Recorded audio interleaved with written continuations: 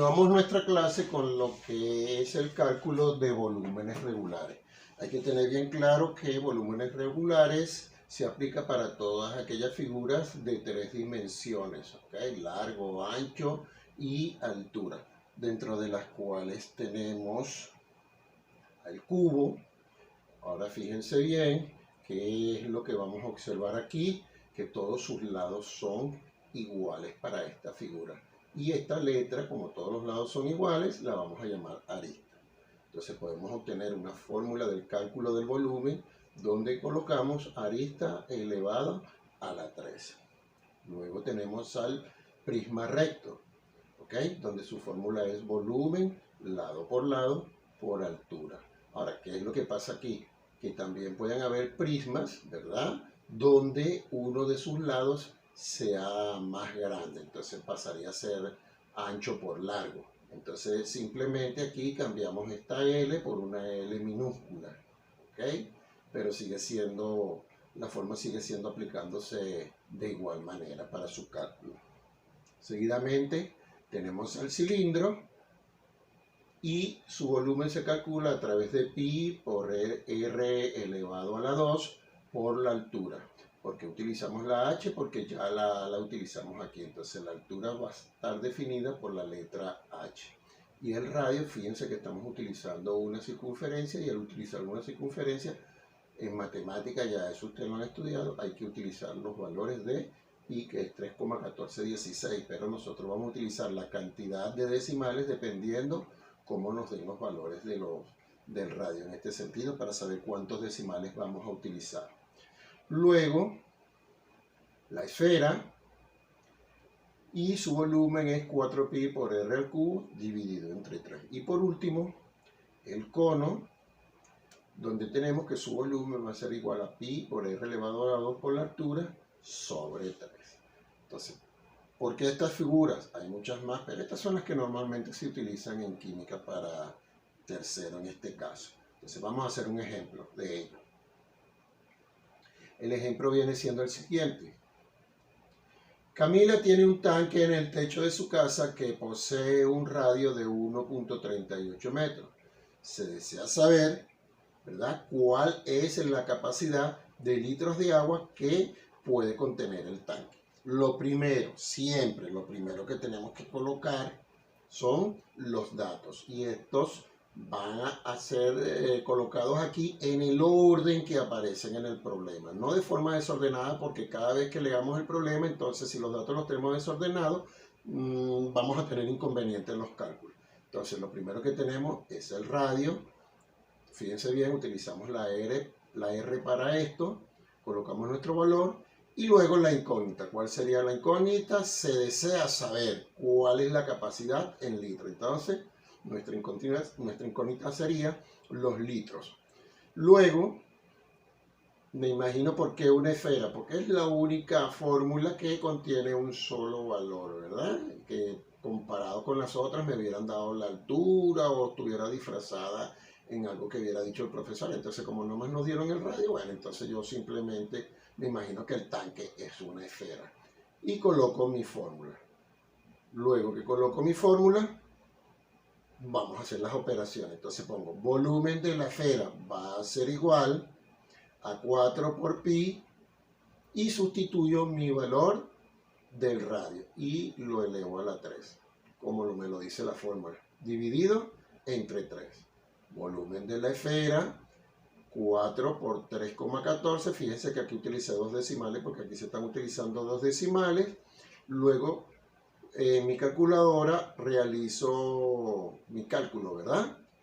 Sobre esta potencia. Coloco esto y luego lo calculo con la potencia 3, que es lo que me va a dar 2,63 metros cúbicos. Esto es muy importante, señores, colocarle a la unidad los valores que tienen también con su potencia, porque estamos calculando volúmenes, recuerden eso.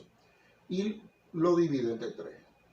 Realizo mi operación, ¿ok? ¿Cómo sería? Vamos a trabajar siempre por partes porque estamos comenzando. Volumen de la esfera va a ser igual, multiplico estos tres valores y mi resultado lo voy a dividir entre 3. ¿Ok? Paso a paso. Y por último, ¿qué me da? El valor.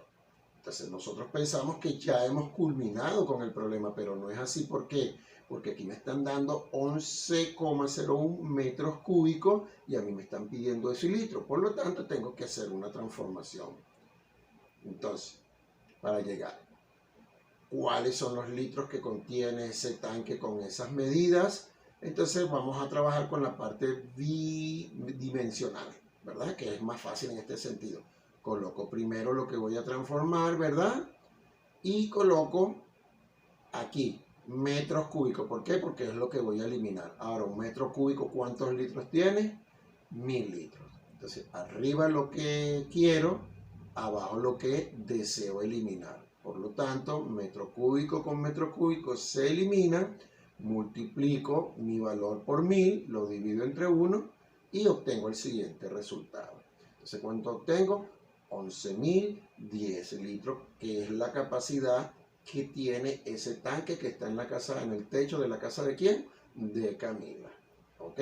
Bueno, esto es todo por hoy. Recuerden que los ejercicios más o menos van a ser en este sentido. Siempre vamos a tener los valores, siempre vamos a tener una incógnita y siempre vamos a trabajar de la misma manera. Nos vemos para la próxima. Ahora nos vamos con lo que son los cálculos para volúmenes irregulares. ¿Qué es un volumen irregular? Es cualquier objeto, cualquier material que no tenga una forma geométrica, el cual nos permita calcularlo por una fórmula, ¿verdad? Entonces fíjense bien, en este caso tomamos una piedra donde todos sus lados son irregulares, ondulaciones, partes rectas, partes huecas, entonces no lo podemos determinar. Entonces, ¿qué hacemos? ¿Qué es lo que vamos a hacer para calcular el volumen cuando nos encontramos con situaciones como esta? Entonces, lo primero que vamos a hacer es que vamos a tomar un cilindro graduado y un beaker con cierta cantidad de agua. Luego, ¿qué hago? Agarro mi beaker y mi cilindro y le añado cierta cantidad de agua, pero eso sí, tengo que tener bien claro cuál es la cantidad de agua que le voy a añadir a ese cilindro. En este caso, mi volumen inicial añadido a este cilindro fue de 30 centímetros cúbicos y lo voy a denotar ¿con qué? Con BI. ¿Qué significa BI? Volumen inicial. Ahora bien, ¿qué tenemos? Agarro mi volumen irregular o mi piedra, la coloco, la amarro con un hilo y la sumerjo en el cilindro. Al sumergirla, ¿qué es lo que pasa? El agua que había aquí fue desplazada ¿por quién? Por la piedra, ¿ok? Por el volumen irregular. Por lo tanto, el volumen del agua aumentó. ¿Qué observamos aquí? Que estamos antes en 30, ahora ese volumen aumentó. Entonces, ¿qué es lo que tenemos? Eso lo vamos a tomar, lo vamos a anotar como un volumen final. Y colocamos nuestro volumen, que en este caso, ¿cuánto es? 40 centímetros cúbicos. Entonces, lo denoto ¿con qué? Con la letra BF, ¿ok? Ahora bien, ¿qué es lo que tenemos aquí? Después que yo veo, comparo lo que tenía antes, estos 30 centímetros cúbicos, y cuando añadí el antes y el después, cuando añadimos. Entonces hay una diferencia, fíjense bien aquí, hay una diferencia y ese volumen que se desplazó es el volumen ¿de quién? De esta piedra, ¿ok? Pero para ello tengo que realizar un cálculo.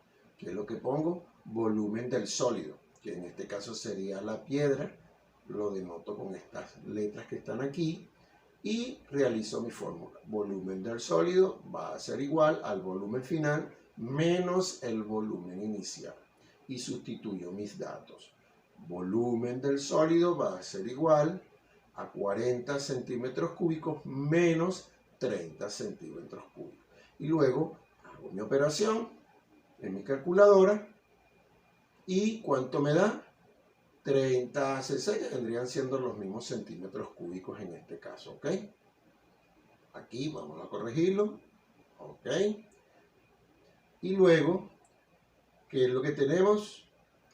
El experimento completo. Fíjense bien, paso a paso, para que ustedes lo observen bien detalladamente y luego realicen sus operaciones cuando se les mande a realizar un cálculo. Y con esto finalizamos todo lo que es lo referente a los cálculos de volumen. Nos vemos en la próxima.